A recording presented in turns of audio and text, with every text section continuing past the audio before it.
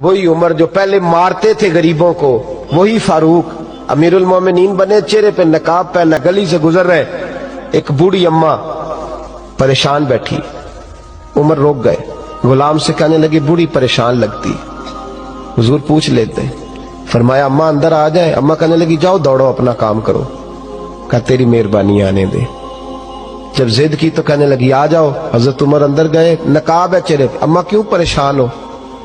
کہنے لگی عمر سے بڑی شکایت۔ کیا ہوا؟ کہنے لگی بوڑھی بھی ہوں، بیوہ بھی ہوں، بے اولاد بھی ہوں، 25 دینار کا قرضہ چڑھ گیا، 3 دن ہو گئے روٹی نہیں کھائی، عمر امیر المومنین ہے، اس نے میرا حال ہی نہیں پوچھا۔ حضرت عمر کہنے لگے اماں عمر کو کیا پتا تو اس حال میں ہے؟ تو مدینے کی وہ بوڑھی عورت بھی جانتی تھی کہ جمہوریت کیا ہوتی ہے، جمہوریت کیا ہوتی۔ اماں عمر کو کیا پتا کہ تو اس حال میں ہے؟ تو وہ اماں بولی، کہنے لگی کیا کہا تم نے؟ عمر کو پتا نہیں؟ تو عمر کو جا کے میرا پیغام دے دو کہ حکومت چھوڑ دے، اس کے حوالے کرے جو غریبوں کا پتہ رکھ سکتا ہے، نہ ادھر ادھر کی تو بات کر، یہ بتا کہ قافلہ کیوں لٹا؟ مجھے رہزنوں سے غرض نہیں، تیری رہبری کا سوال ہے۔ تو بہانہ کر کے سائیڈ پہ ہو گیا، بول، تو پتہ رکھ نہیں سکتا تو کیوں حکومت کرتا ہے؟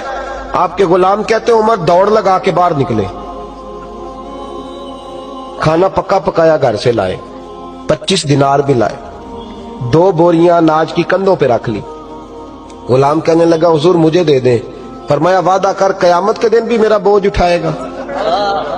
حضور میں نہیں اٹھا سکتا۔ عمر لائے، اس بوڑھی اماں کو 25 دینار دیے، 2-3 مہینے کا راشن دیا، کھانا کھلایا۔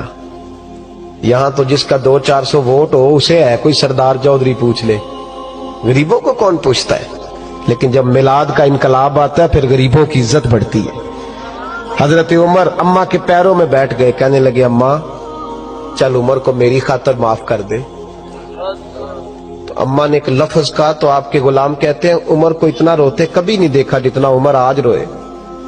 اماں کہنے لگی میں کوئی نہیں معاف کروں گی، میں تو بوڑھی ہوں، کسی وقت بھی بلاوا آئے گا، جب میں مروں گی نا نبی پاک میری قبر میں آئیں گے تو میں عمر کی شکایت لگاؤں گی، میں کہوں گی محبوبہ میں غریبنی، مجبور، پریشان، آپ نے اس کی ڈیوٹی لگائی تھی، اس نے میرا حال نہیں پوچھا۔